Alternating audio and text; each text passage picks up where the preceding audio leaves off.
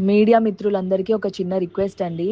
ఇప్పుడు friend birthday party అని వెళితే, మనము అక్కడ ఏం జరుగుతున్నాయో, లేపోతే వాళ్ళకి సంబంధించిన మిస్టేక్స్ అన్నీ మన పైన తోయడం కాదు కదండీ! మీరు గూడా ఒకసారి చూడండి. చూసి దాన్ని బట్టి నిజంగా ఏమన్నా ప్రూఫ్స్ లేపోతే ఏమన్నా మనం గూడా ఏమన్నా మిస్టేక్ చేశామని తెలిసుంటే అప్పుడు మీరు నా ఫోటో వేస్తే బావుంటుందండి. కానీ ఎలాంటి ప్రూఫ్స్ లేకుండా మీరు నా ఫోటో యూజ్ చేసి ఇలా నెగెటివ్‌గా చేస్తే నా కెరియర్‌కి ఎంత ఇబ్బందండి. ఎంత కష్టపడి I have come this far.